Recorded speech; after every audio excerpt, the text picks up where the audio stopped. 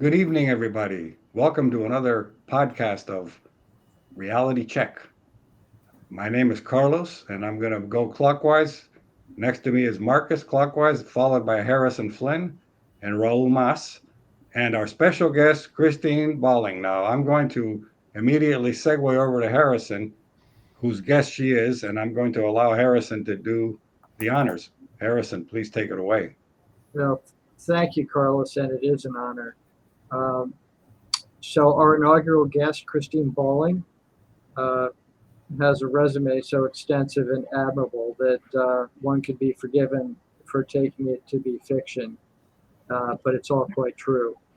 A graduate of Phillips Academy Andover and Columbia University, she has worked on Wall Street and in Hollywood as a screenwriter.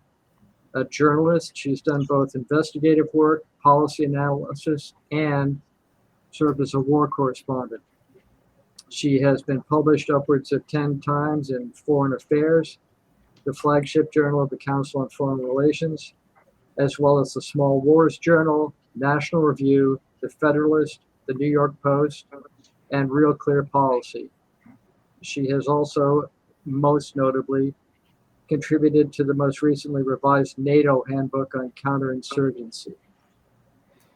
After a personal interview with Admiral McRaven, Christine undertook a Hearts and Minds initiative among the poverty-stricken youth of Tolima, Colombia, to propagate ideals of democratic civic-mindedness that would render them less vulnerable to the recruitment effort of the Marxist FARC guerrilla group. She also assisted in exfiltration of captive women from the FARC and assisted with their reintegration into legal Colombian society. The program was a tremendous success that has stood the test of time, and Christine has since testified before the U.S. Senate on Latin American affairs. In 2016, she traveled again as a privately funded NGO to northern Iraq to provide humanitarian aid to the Yazidi women who had survived the ISIS occupation and to report on the progress of the Kurdish Peshmerga. In 2020, Christine was the recipient of Phillips Academy's prestigious Award of Distinction. Her fellow honoree that year was General Barry McCaffrey, which offers some testament to the acknowledgement of high merit such an honor confers. Christine Balling is currently a lecturer at the Institute for World Politics in Washington, D.C., and is also, above all else, a dear friend. Thank you, Harry. What a wonderful introduction. Well, it's not enough, but it's a start. So I'm going to start out with a question, and it's a bit loaded. So it's not just for you to take on yourself, Christine, although I'd like you to give it a shot, and then if the rest of the guys can take over.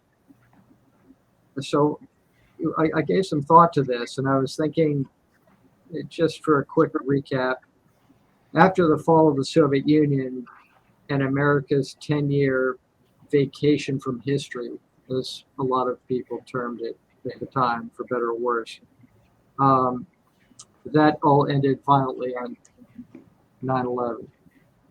And what we've been focused on for the last 20 years has been non-state belligerents, insurgents, and so forth.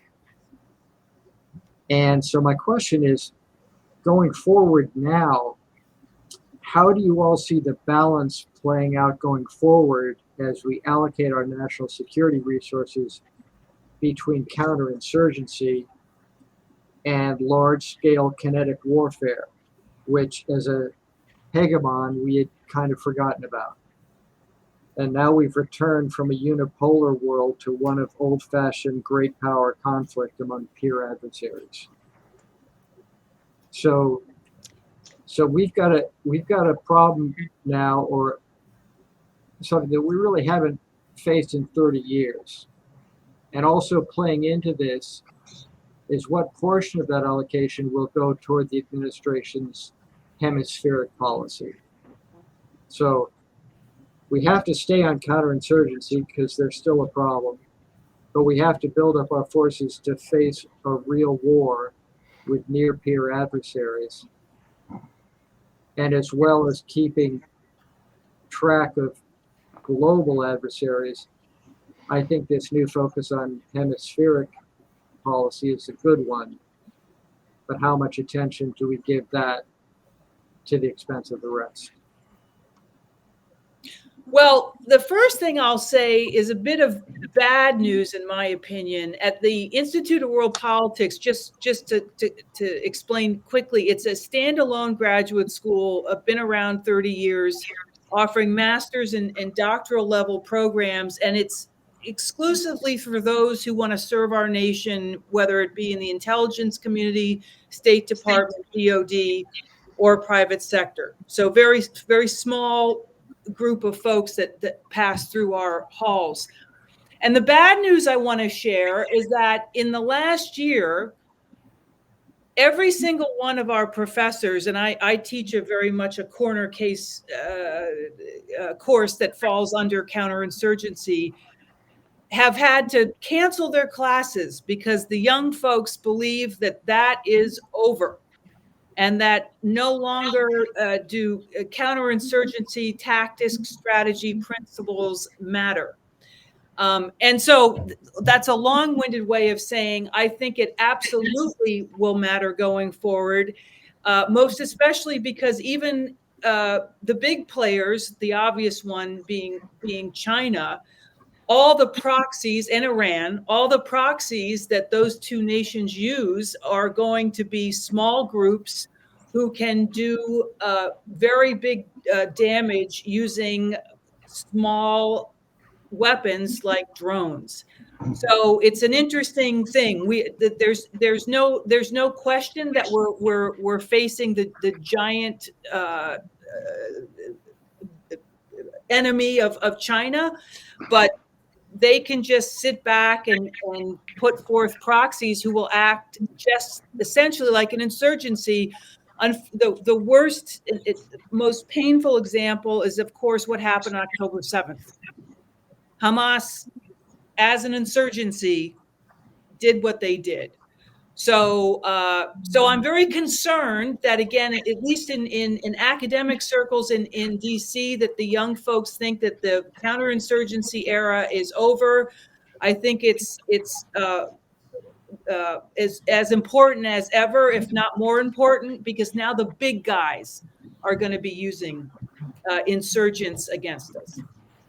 Christine, I wanted to touch on what you just said there, and I wonder, given the fact that these young people are in DC, would their likelihood of being more of a left-leaning political persuasion influence that? And were they not awake during Putin invading Ukraine, during even before October 7th, all the things that were going on, the Houthis launching attacks, had they no consciousness of that? Well, as it happens, most of our student body are center or center right. So we insist on folks taking classes in the Western moral tradition, et cetera, et cetera. So that isn't the issue. I think the issue is just, generally speaking, the news, the way the press has covered the disaster in Afghanistan, that China is the big threat. And actually, I think it's somewhat ignorance, which obviously we're trying to correct at the school, but it's definitely not because of a left-leaning bent. Got it. Christine, you mentioned you'll talk about, I guess, briefly in a short bit, your experience in Latin America. Yeah. If the issue is China, and in fact I agree that is the focus of the U.S. these days, we're pivoting towards figuring out how to constrain or control or at least get a handle on dealing with China's ambitions, not just in the Pacific region. When you started off in Latin America, China did not really have a very big presence in Latin America. Nowadays, they're everywhere. I mean, they are all over the continent, Central America, South America. They're building ports and establishing businesses and doing trade agreements. And, you also have in Latin America, as I'm sure you're aware of, elements of, Iran and Yep. Maduro in Venezuela Yep. and the situation in Cuba, Nicaragua, et cetera.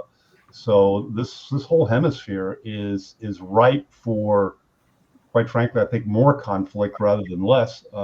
If in fact, China continues to, butt elbows with us in our own backyard. Yes. Well, no, you make an excellent point. And one thing I'll say, so I first moved to Colombia in 2007. Okay. And it's essentially there on and off until 2015.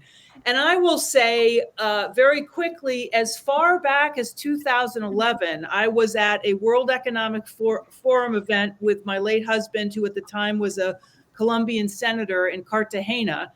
And believe it or not, that far back, we were standing around and a young Chinese guy in an Adidas tracksuit. I just remember that because it was an odd thing. In perfect English, came up to us and addressed my late husband and said, my company has 13 or 30, I think it was $30 million US to offer anyone who can help us build a hydroelectric plant in X department. Boom.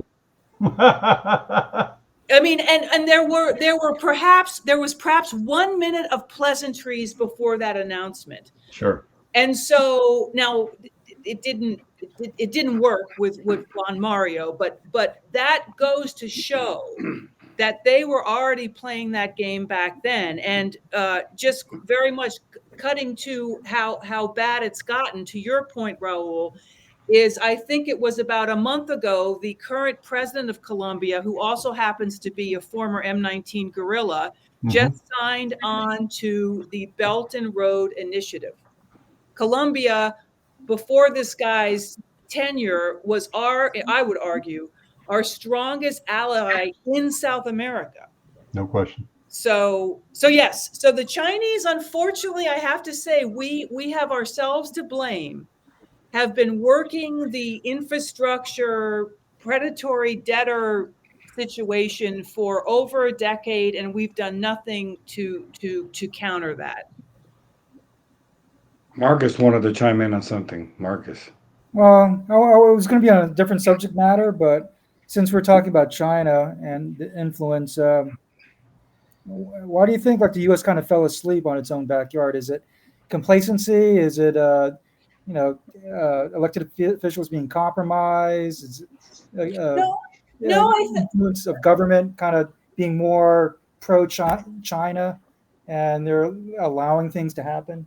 No, I think we have to go back all the way back to the Gulf War. And I mean, in a DOD perspective, bottom line is CENTCOM got all the money.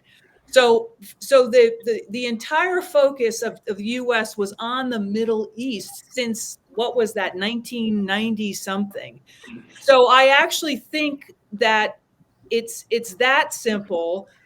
And also, Raul, you made the point. I mean, certainly, Iran absolutely has proxies, which can be lethal. There was a big example of that in Argentina. But in terms of a clear and present danger to the United States, right, there has not been one officially on the books since, and you gentlemen, of course, will be very familiar with this, since the Cuban Missile Crisis. So it's just that Latin America, sadly, has just fallen down the ladder of priorities because everything we were involved with in the Middle East was taking up all of our attention. I would argue it came even before 1990. I think, this is the result of big oil, right? I mean, this goes back as long as I can remember, the early 70s, the gas crisis in the mid 1970s. I think American policy has been almost singularly focused on the Middle East and oil and the relationship, with Saudi Arabia. I mean, my God, I remember, when I was in college, during the Carter years, the U.S. embassy being seized, right? The Beirut bombings, I remember that. I mean, the whole, and we're going back, that's in the early 80s, mid 70s and stuff, right? So I think it's been long before the Gulf War. And I think Latin America, unfortunately, for whatever reason, has historically been the redheaded stepchild of American foreign policy, right? It's we don't, it's not been perceived as being, of critical importance to the United States, at least not at the late 20th century, post the Cuban Missile Crisis. Mm-hmm. And I think it's just remained that way. You're right. And to make it worse, I've been using the term, we have the que pena foreign policy down there. Right. In other words, we are still apologizing for our missteps down the Bay of Pigs, for example. I mean, certainly that's been the attitude, what I saw firsthand, of the State Department and USAID. Marcus, that means what a shame, what a pity. Que pena means, oh, right. What a shame. Like, oh, we're so sorry. We're so, sorry for all our, so it's a terrible combination. So this is a good segue. So you've been like an early supporter of Marco Rubio as Secretary of State. Why is that, and how come you saw his potential before anybody else? Well, by chance. I mean, bottom line is, when I was down in Colombia, and when I started writing for Foreign Affairs, and this was when the Colombians were negotiating with the FARC pre-peace deal. I was working with our military, with their military. The Colombian press would cover what politicians in the United States were doing or thinking about the situation, if anyone was at all, and Rubio was. And so to be honest, gentlemen, I wasn't that politically aware before I left our country. I mean, that's the great irony. I really came to appreciate what we have after I left. And so that really struck me. I knew that he was a Cuban American. I didn't know that his wife, I think, her mom or dad is Colombian, but his unusually high level of knowledge when it came to all things Latin American really impressed me. Not to mention the fact he's extremely patriotic, extremely well-spoken, and incredibly intelligent. So I was a big fan, even before I was very much politically aware. Christine, let me just touch on the Rubio comment there. I met Marco. I knew who he was, but he was a freshman in the state house, Florida House. He wasn't even yet speaker. And I met him because he called our legislative affairs office in Tallahassee from Miami, driving around. Hey, could you find me a dental office? I'm not that thrilled with the one I go to. And they sent him to me. And after he left, I realized I'd met somebody exceptional. And I got, within minutes, a call from our director of governmental affairs. And he said, that boy's a rising star. You make sure you take good care of him. Yeah, right. Rusty from the Sweet Tea Line. That's right.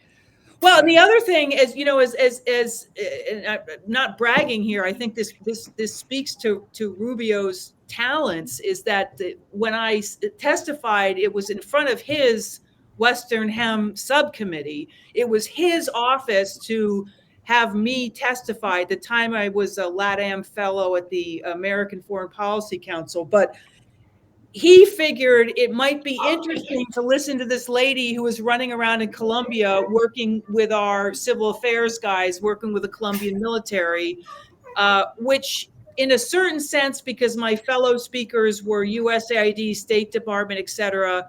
I mean, I suppose his fellow Congress folks might have said, why is this gal testifying? So I think the fact that he or his office took a chance to have me testify then, and it's the same thing, actually, I would attribute to Tom Brown.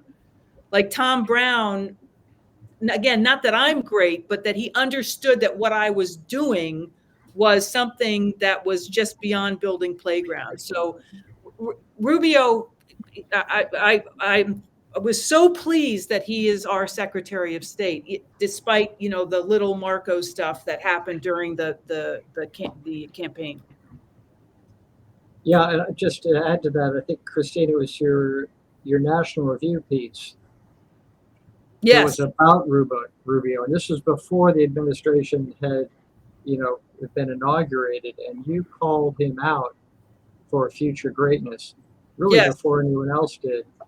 And I think that, a man grows. And in 2016, he did, give off a impression of being a little bit green, um, being a little bit maybe, JV. And of course, Trump has a brilliant political instincts at finding whatever weakness is going to work. But I don't think any of us saw, as you have, that he would develop the gravitas that he has in the past 8 years. I mean, he's a different man. Um, he still thinks the same. His values are the same. But he gives, when he speaks, people listen. He gives off a sense of seriousness, of purpose that sometimes you just have to grow into. Mhm. And he has very admirably. It's interesting what you say there, Harrison, because you alluded back to 16. In March of 16, matter of fact, I remember the day. I'm cursed with one of those memories, you know. It was the Ides of March of all days, March 15th of 2016. We had the Republican primary in Florida, and Trump just trounced him. And I know for a fact that he was very disappointed. He was really thrown aback, and regained his footing and. Look what we have now, huh? Yep. That's right. You have to go through that crucible if you're going to be great. Most of the great ones have. Right. And did quick and he, in my opinion, was the first one to come out swinging, talking about how dangerous the China threat is.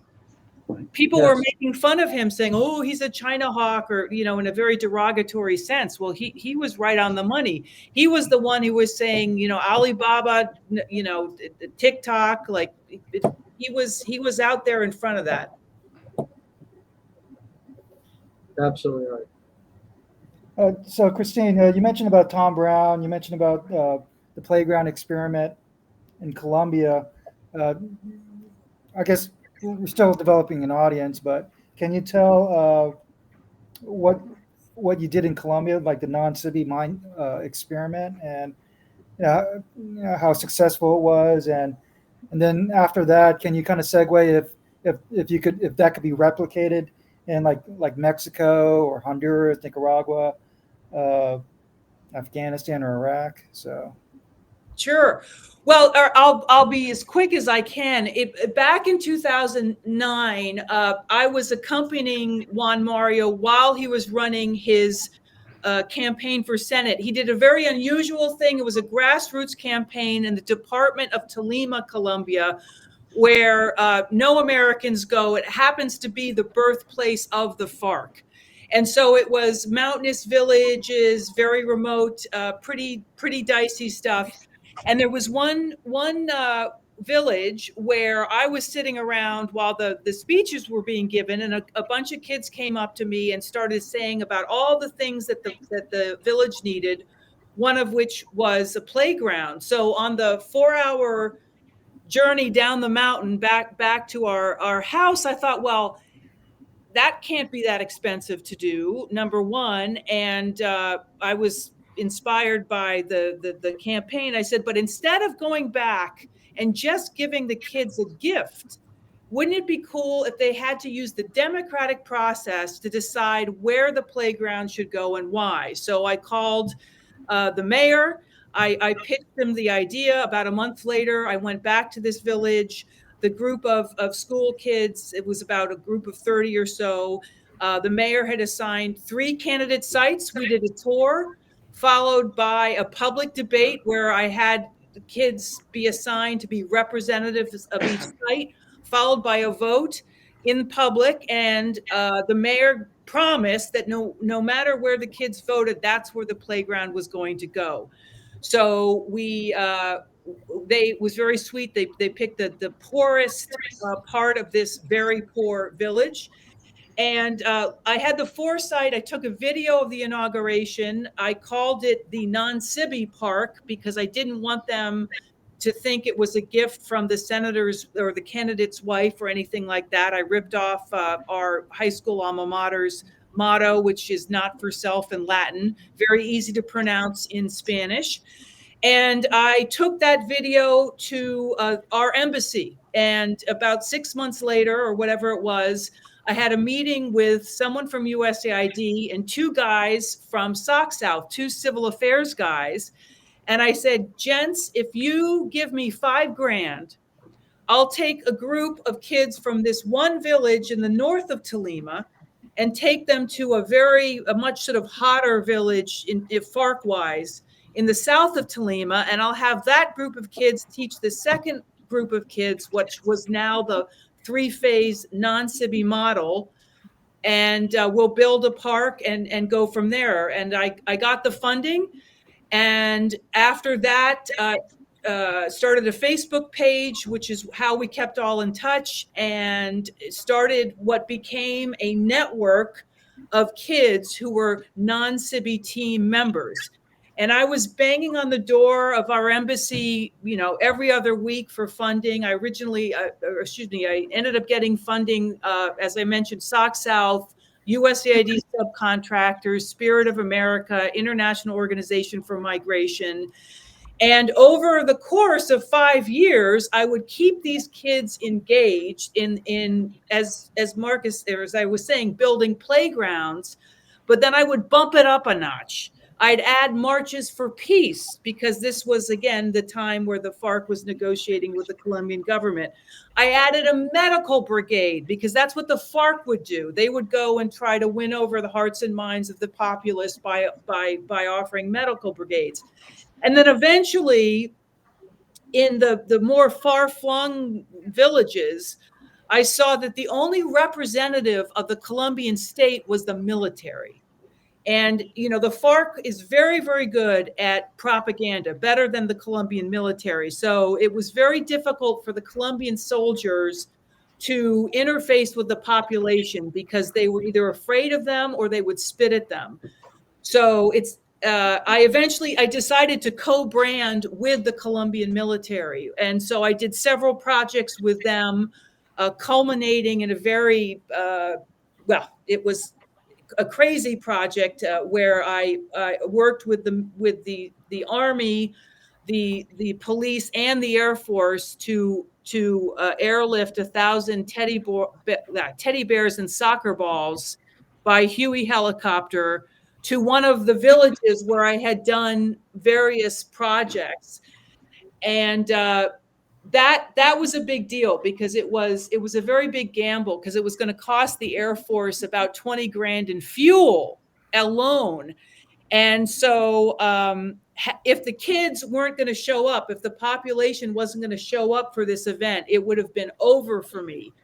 And what I learned, luckily after, it was a great success. I learned that the day before, people in that village said to the kids who were the members of the non-CIBI team that we are not going to go, because the kids, we were going to have to land in the Army base nearby, and they were afraid that the FARC there was going to be retribution. So the kids, and I'm winding up in terms of the effectiveness of this project over a course of years, put on their non-CIBI team T-shirts, went up and down the mountain, knocking on doors saying, come tomorrow, this is our project, don't be afraid. That is the only reason that 300 people showed up, and we were 2 hours late leaving the Air Force Base. So the bottom line is, I did also end up working for SOCOM in a parallel manner. But one of the reasons that I think this was successful, it was very simple. It was an easily replicated model.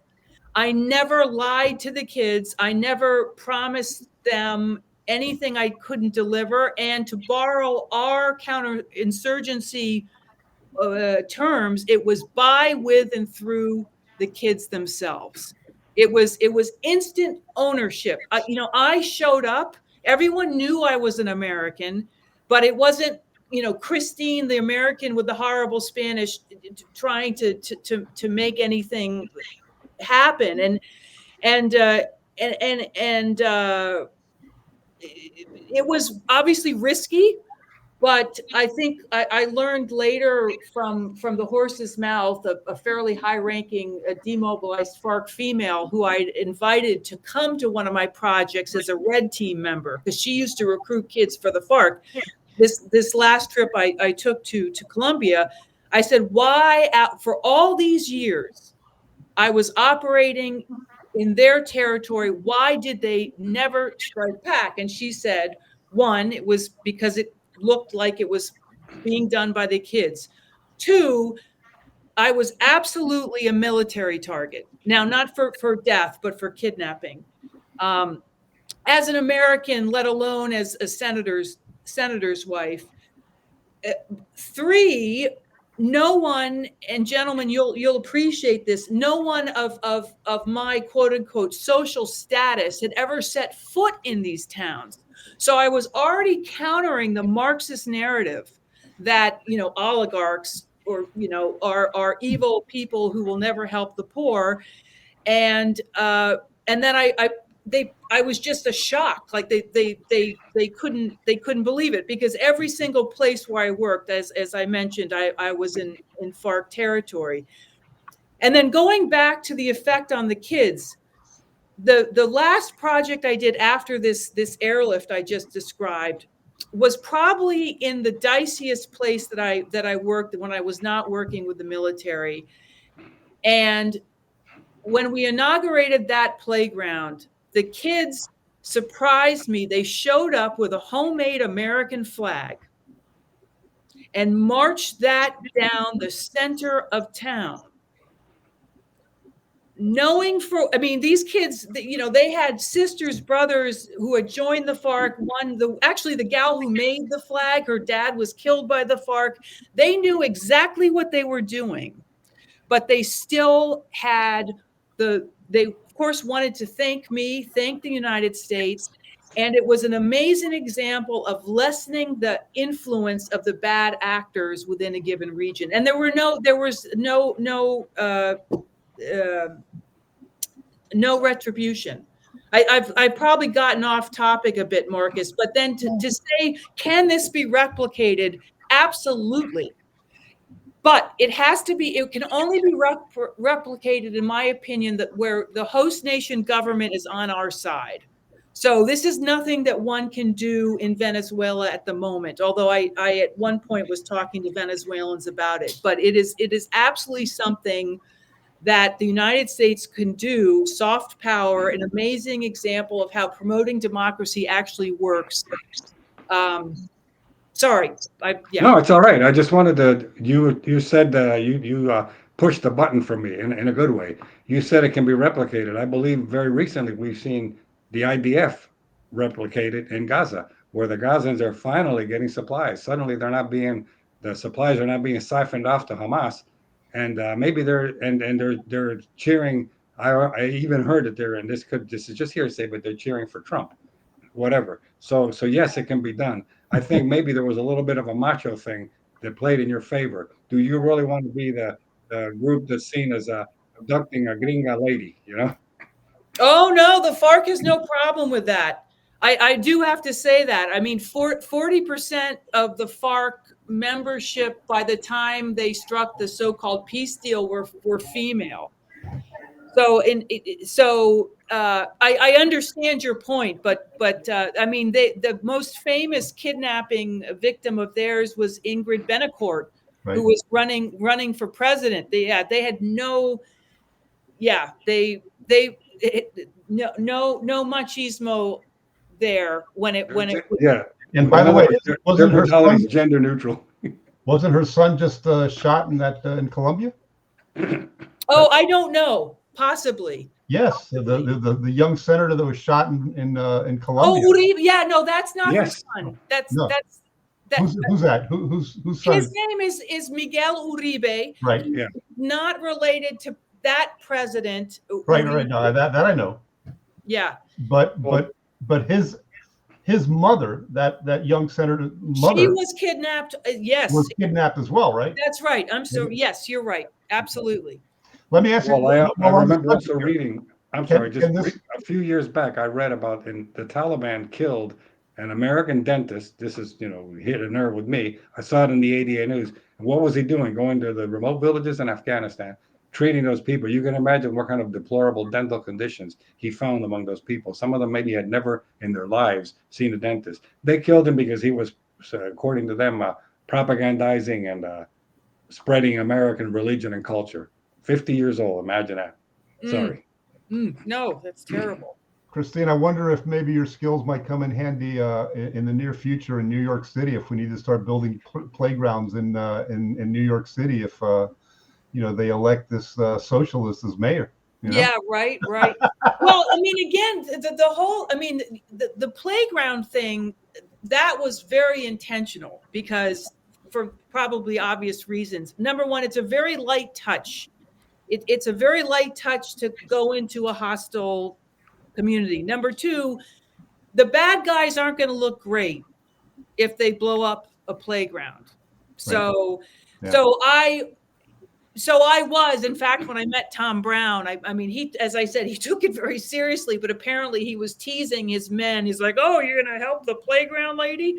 So I actually welcomed the fact that I was considered the playground lady because, again, it was a way to enter hostile territory where, who's gonna, as I said, who's gonna blow up a playground? Yeah, right. Better the playground lady than the Yankee meddler. Exactly.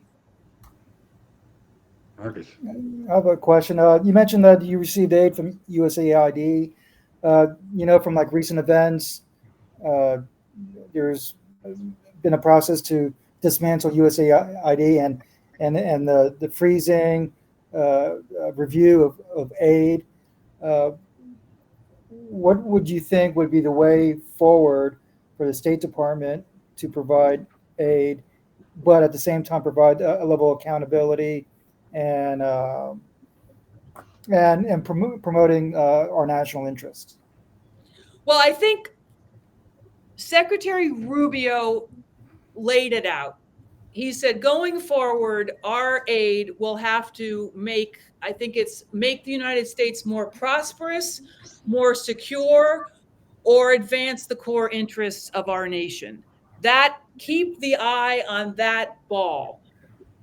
I mean, obviously there was grift and corruption in various host nations, but the truth is the blame lies squarely on the activists here at home. They are the ones who dragged USAID down into the sewer. So for example, in my time in Colombia, I met with early on the head of USAID down there, and he was very proud to tell me that he mandated that any aid, i.e. food or whatever, that was delivered to Colombia would be stripped of the USAID brand. So in other words, the locals were just getting boxes of food because he was ashamed. He did not want to appear as the imperialist giver of gifts, which is, of course, insane. So I think that with this new leadership, focus that the new organization, however it is built under the umbrella of the State Department, if none of this domestic political activism is allowed, that's going to solve 85% of the problem right there. Number one.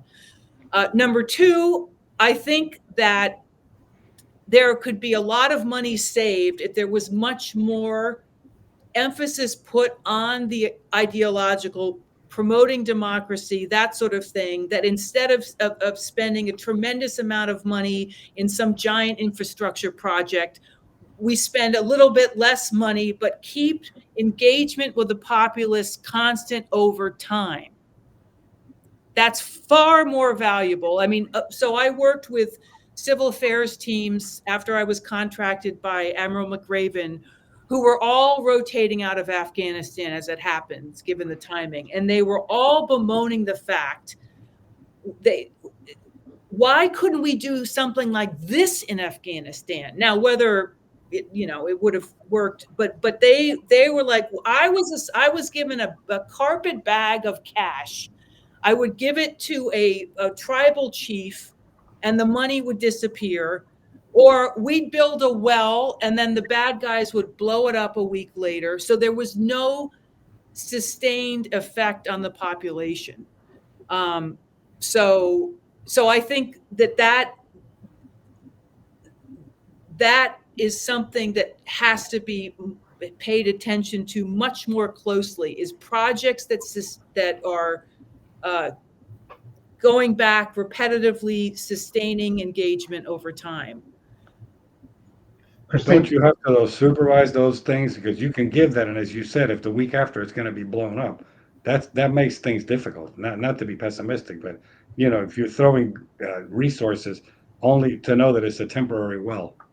Well, as I say, that's why that we have to rethink it. Again, humbly, I will say that's why my model worked, because it was very cost effective. I mean, the cost of the playground and schlepping the kids around, but no one joined the FARC. And I just returned to Colombia and got these testimonies of how it had affected these kids' lives. They're all adults. One became a lawyer, which is unheard of. She's a peasant. They were all peasants. That one was so moved by the feeling of engaging in the democratic process that she ran for office and served as a councilwoman for her country. But you're right. I mean, I think building a well only to have it blown up is it doesn't work. Marcus.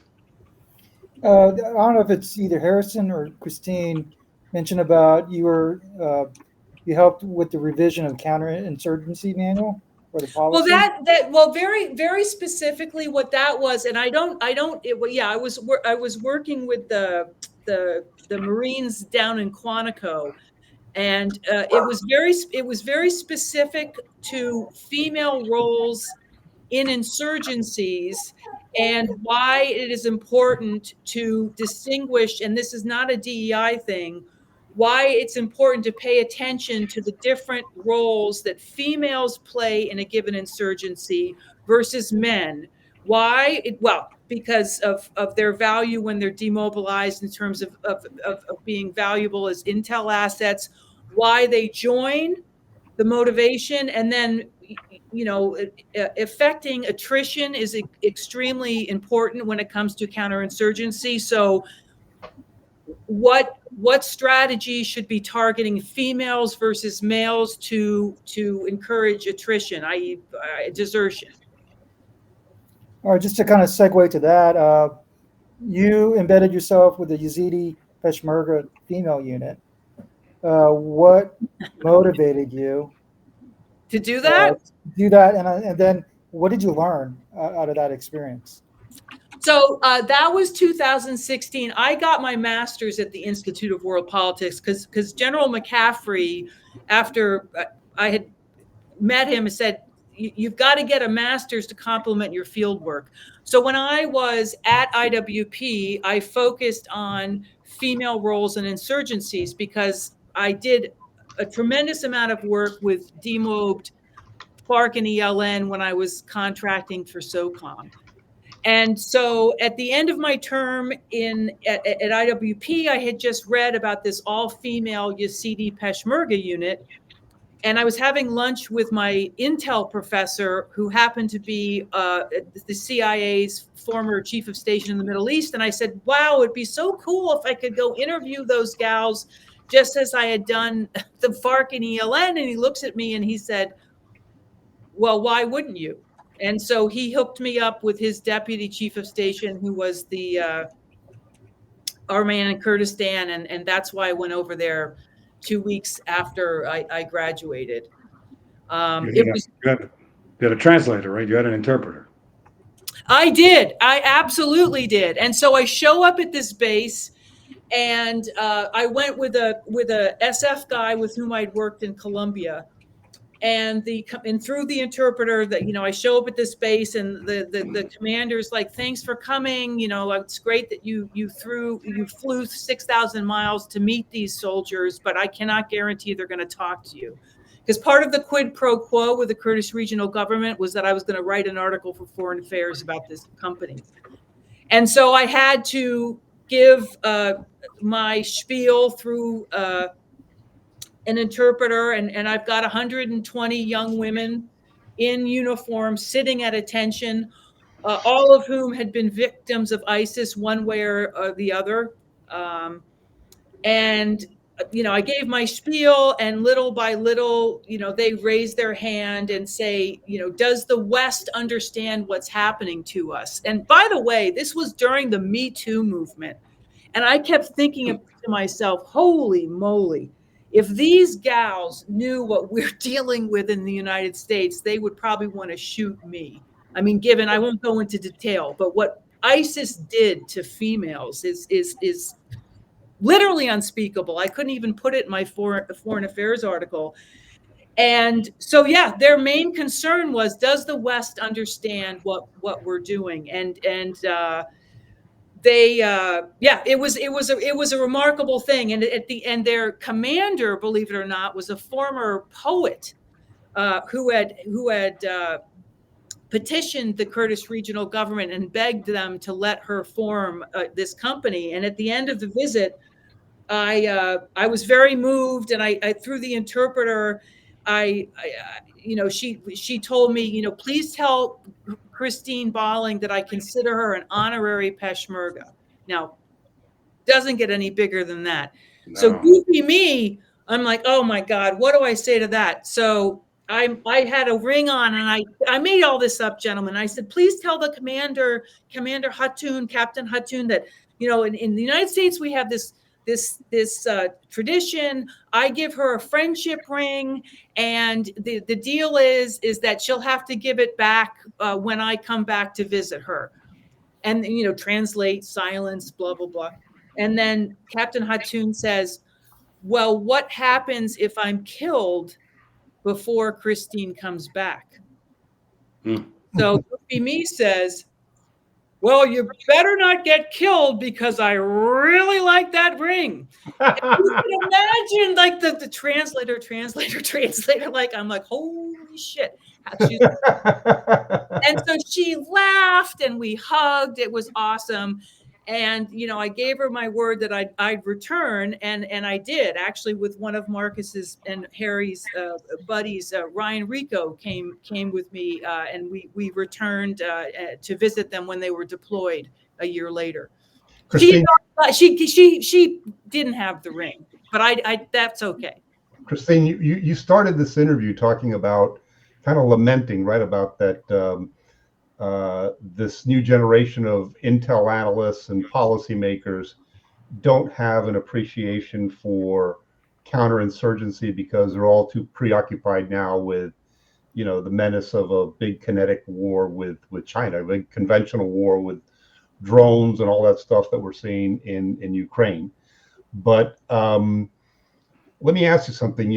I understand that counterinsurgency campaigns take a very, very long time. We see that going back to the 50s and the British in Malaya and whatnot, right? They were there, I think, for 10 years or so. Does the American public really have the stomach, the wherewithal to, see these lengthy counterinsurgency campaigns? And you just mentioned these fellows that were coming back from Afghanistan that were all frustrated. I would make the argument that, we spent the last 20 years in Afghanistan and Iraq, fighting counterinsurgency campaigns. The result wasn't, a stunning success. And, it seems that there's no appetite for it in America anymore. Marcus, did you want to say something? I just want to make a comment on that. Coming as a veteran, it wasn't a war fought in the best way. It became a political war, it became a bureaucratic war, and then it became like this whole machine that's propagating the politics and the bureaucracy. So it was like it was fought in a very inefficient way.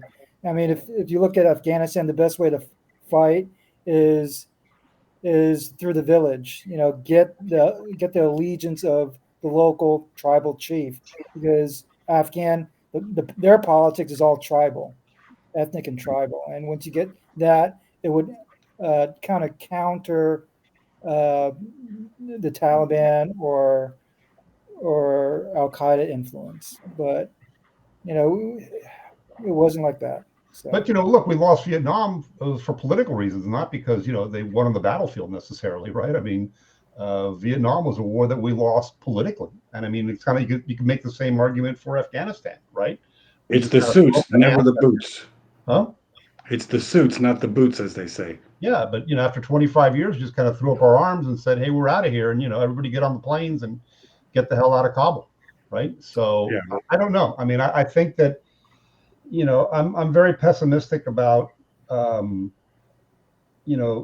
what the future holds in terms of I don't think we learned very many lessons in these past 20, 25 years. I hope you do, right? I mean, you do these after action reports and stuff, and you want to learn from experience and whatnot. But I just don't know if there is an appetite in our political leadership. I mean, Trump certainly is no fan of lengthy wars, right? I mean, for him, everything is a transaction, right? So I don't know. I think we're in for the long haul, expecting to have counterinsurgency be in the front plate.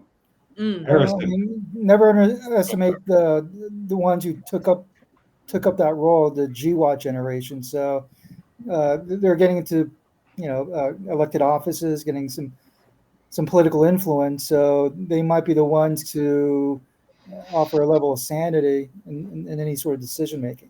I hope you're right, Harrison. Harrison, on this topic. One of the everybody's got their list of favorite books. There's one that I would recommend to everyone that I've reread over and over because it turned out to be so prescient.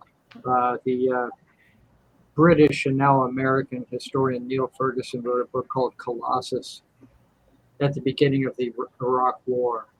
And he just took a very analytical position, neither for nor against. He made an argument for it, and he made it clear that the war was legal. He said, in fact, years from now, historians won't wonder why we invaded Iraq, but why it took us so long. So we had every reason in the world to do it. He was in breach of absolutely every agreement that had been placed to end the original war. He was in material breach of 14 different United Nations resolutions. So he said he wasn't against it on principle, but he said the United States is famously attention deficit. And we don't have the patience or the willpower to hang around and see it through. And he contrasted it, being a native Brit, with the British Empire at its zenith. He said the only person at Oxford who scored higher than John Maynard Keynes on his boards, the only person who was smarter, took the India job, running the Raj, because that was the most prestigious thing you could do in that era of the British Empire. Everyone wanted to travel the globe and take up a position to serve the empire and keep it going. Nobody in the U.S. wants to do that. And no, that was his point. I mean, he wasn't the thing that makes the book so wonderful is that he's not trying to push an agenda or prove himself right or wrong. He's just taken a look down on things, and he said, America has the right to do this, but as to whether they will succeed, if I were a betting man, I'd say this is going to fail. And it's going to fail because the U.S. just does not have it in their collective psyche to really stick to it and pay the price through to success. Now, I agree with what Marcus was saying, that the GWAT generation was extraordinary, but they're like what, 0.001% of our population. And the other thing is, to what Christine was saying about the young students now, they're also the best of the best, but it's hard for people like me to comprehend that if they're graduate students, they were born after 9/11. Yeah. You know, think about that. They have no memory of that. They've read about it, but it's a whole new world now than it was then. And so, yeah, I'm not cynical. I just think that those are things that are they're just cultural aspects of the United States. We have never historically really been an interventionist nation for the most part. You know, we're kind of happy to stick within our own shores, and it's going to be difficult. And one thing I'd love, Christine, for you to weigh in on. I may have mentioned to you guys that I had some brief experience as a teenager. I spent a summer in Honduras with a medical team, going through the mountain regions, setting up clinics. And most of the kids who did this were pre-med. I just did it because I wanted to do a good thing. But we encountered the same thing as Christine did with the FARC. You know, we would have to hitch rides with forestry workers to these mountainous roads that had never seen white people before. And there were crucifixes everywhere, just all along the roads, one after another. And I said to the driver, "What are these, religious icons or something?" He said, "Oh, no, they're grave sites." I said, "What is it, just people really bad drivers around here?" And he goes, No, they were murdered. It's highway robbery. And I said, "Well, that's good to know." And he said, No. This is all in Spanish. He said, "You've got nothing to worry about." He said, "Everybody here, you know, from a decent citizen to the most bloodthirsty cutthroat, knows that you're here doing good things for the people, and they will never lay a hand on you." Mm. And so it was always interesting to me to hear Christine, because the FARC, and she can go into detail about this, they're as ruthless and brutal as any terrorist organization, but they do have that ethic. If you really are there helping the people, they won't hurt you. That is not true of ISIS or the Taliban or Al Qaeda. So those are cultural differences that you have to take into consideration when we set about these counterinsurgency efforts. It is going to depend on what part of the world you're in and the difference between ideologues and real, true fanatics. To elaborate on what what Harrison just said, how much, Christine, how much do you think is an issue? I've heard the phrase uttered many times in the past, especially when we were mired in the Middle East.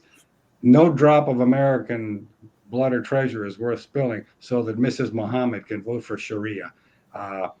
We're talking about, do you think maybe that there's a stark difference between us intervening or trying to influence outcomes in a culture that worships life, where we've generally been victorious, versus a culture that worships death? What do you think about that? Well, I think, yeah, unfortunately, we saw the result in Afghanistan. The moment we left, sadly, it just reverted. In other words, to affect lasting change there, we would have had to occupy the country. And unfortunately, I mean, in the effort to educate women there, which of course was just in the face of that culture, gone. I mean, I think it's probably even worse for the women now, which is why I bemoan the fact that we aren't making more of an effort in the Western Hemisphere, because we're the same people. It's the Western moral tradition. It's Christianity for the most part, and that's something that we have that the Chinese do not. Now, they've obviously been spending the big bucks there, but we have the capacity to emphasize the natural love of democracy, the Western moral tradition, as I said, to counter what is essentially an old, dusty communist narrative down there that still works.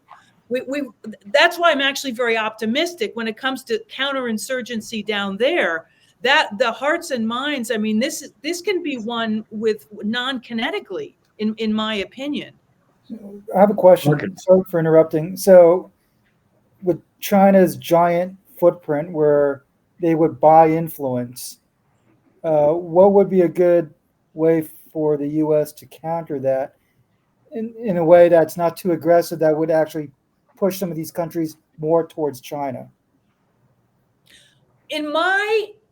So this is fun. So in my experience, for example, I'll use Colombia. Now he's a communist and he's very annoying, but the bottom line is this President Petro does want to stick it to the United States.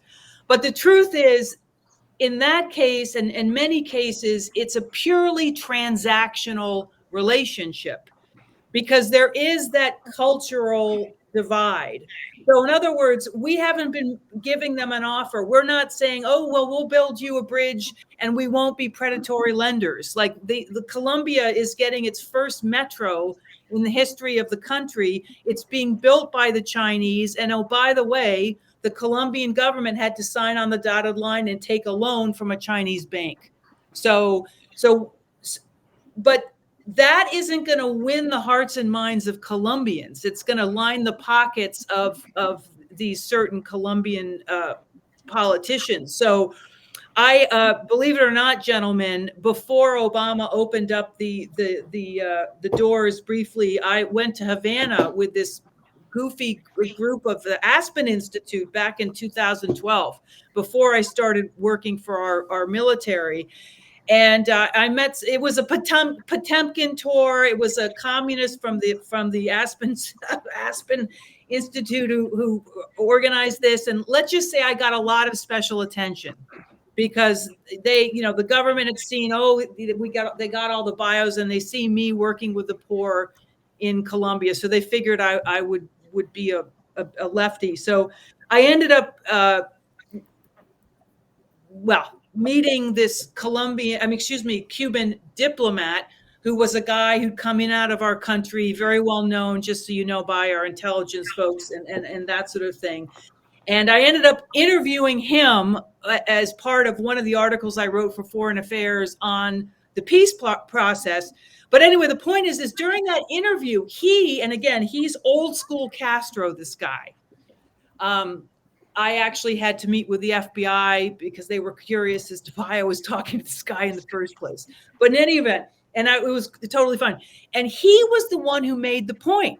He's like, the Chinese will never be able to win over the hearts and the minds, even of, his fellow communists, because they will never be able to bridge that cultural barrier. He didn't say it, but I think he also meant the racial barrier. So that's a big deal. I mean, a dyed-in-the-wool guy who was very high up working for the Castro administration is admitting that the Chinese might not necessarily win the war. Well, I think it comes down to you got two people wooing you. You got guy number one and guy number two. Guy number one is from a country you would love to go to, and half the whole damn world wants to come to. Guy number two is from a place that flees to go to guy number one's country. That's right. I think that matters. It's interesting you talk about that. University of Miami has a Latin division, Cuban studies, as you can imagine. And a friend of my sister's is very involved with that. They were down there in one of our group, getting the Potemkin tour. This is an elderly person. Apparently he had some, let's just say, digestive dysfunction. And this man wore Depends. He wore the diapers. So they had to pull him aside because he had an accident. And it's a little graphic, apologies. But they brought him into a place. They sat him down in like a dumpy, rundown cafe. And he told the guy, please, this gentleman says, yes, I understand. And he shows up with a bunch of newspapers. old newspapers, and he says, no, he needs something, that you wear around, kind of like, and she described it, an adult diaper. And he says, Senora, I know what those are. We don't have those here. I'm sorry. This is all I can offer. And he gave her some old Cuban newspapers. Right. And and I have to say my cohorts from the U.S. I mean, there were some Silicon Valley types, but then there were dyed-in-the-wool young communists. There was a female couple I deemed the Brooklyn Bolsheviks, because we were like practically coming to blows in the hallway, much to the Cubans' amusement. They were arguing that United States wasn't even a true democracy. So I say that the truth is our young people are a much greater threat than the old Castro folks. I mean, that's what terrified me. That was my takeaway, is hanging out with my fellow Americans who are very un-American, in my opinion. And I mean, the Cubans are like, oh, we don't have to do a gosh darn thing. We can just watch these young people who are so convinced that Che Guevara is the man to put on their T-shirt. Mamdani. Yes, there you go. Yeah, Christine, I just have to say, for one of the most literate people I know, I was surprised you used fell into that tautology of Brooklyn Bolshevik. It's kind of redundant. Sorry. That's right. Private joke. But it's true. This country is infested with Marxists. And you just joined us tonight, Christine, but I mentioned in our last podcast that is part of the great victory that the left won over the last maybe 6 decades. The transformation of what used to be a great educational system, even at the basic small town public school level, into a Marxist centers for indoctrination. And that concerns me. I'm a little more optimistic. I think a healthy dose of reality could wake somebody up, reality check. So like the 4 years of unchecked immigration, and the COVID, where people were sitting around and as parents are realizing their kids were being indoctrinated, that was like and so for like the mama bears and papa bears, they were really irritated, and that got Glenn Youngkin to be the governor of Virginia. And then you see a political shift going right, because the pendulum swings one way. If you go too far, there's going to be a counter to that, and then you see that with voting. You see the youth becoming more conservative, and then you look at a bad economy. And much to the credit of the Trump administration, highlighting the waste, fraud, and abuse in various aspects of government and government spending. And, for some it'll be touching a nerve, but then you look at the left's overreaction. It's like a knee-jerk reaction to like injunctions, to not firing anybody, to like not cutting even waste and fraud. And then if you're getting this level of reality check, you're like, I see the crazy people on the left. I don't see it on the right. It just, and I think the more truth is presented, eventually some of them is going to get that reality check. They're going to get that epiphany. They're going to get that awareness. And then you see like a number of Black people, they woken up about the Democratic plantation. So I'm a little optimistic, but it's one of those you can't get your eye off the ball. That's why not the legacy media, but like the alternative media is crucial. And then with the administration like Trump trying to do it with Department of Agriculture, Department of Education, try to have more state accountability for education. So then you get Ron DeSantis, really proactive with education. So I do see a little bit of a turnaround, a little bit of a cultural reawakening. So I think Charlie Kirk and Turning Point USA, to touch on what you just said, and that was higher education. He was throwing those MAGA hats out at those college campuses. That guy's killing it. Well, also, if you follow Christine's institution, the Institute for World Politics, a lot of the lectures they offer can be accessed online, sometimes live, sometimes recorded. And there you will see a real, real seedbed of really good young Americans who are being and who have been properly educated.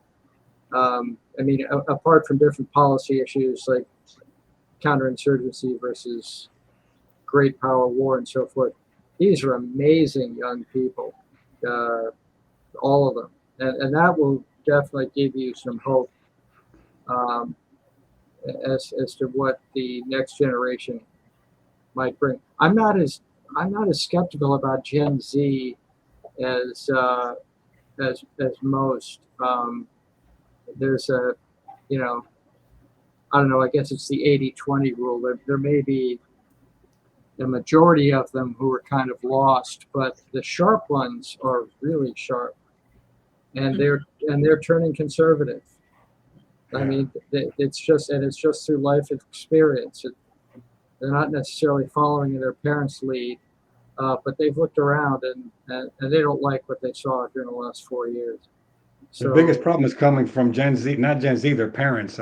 And gentlemen, Christine, it's been terrific. Can't understate that. It's been an honor to have you here, and you have contributed so much. What a great way to start with guests. So we're going to, let me just real quick remind again, if you like what you heard tonight, please like and subscribe. And with that, we're going to be saying Christine, one last.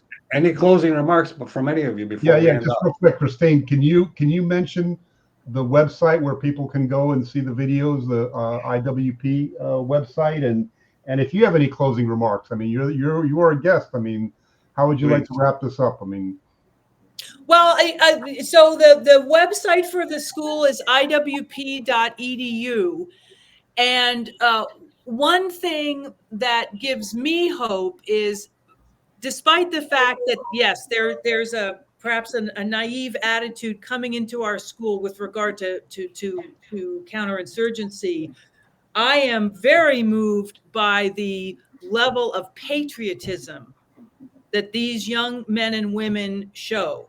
And when they come to us, it's like a sigh of relief, because they're coming out of this woke ideology and somehow they've managed to swim to the top and stay true to their belief that this is a country worth fighting for. And it's really lovely to see. that's a great note to end on. Christine, it's been lovely having you. Carlos, you could mention that the first person to like and subscribe can have a choice of a replica of either Christine's blouse or Marcus's shirt. or boar's head on a mountain. Yeah. Well, I can send you photos of the boards. Other than that, we'll have to run to Amazon as soon as we're done tonight. Okay. All right. So that we deliver. Well, again, thank you, everybody. It's been terrific. And thank you for coming on. And see you next week for our fans. Good night. thank you. Thank you.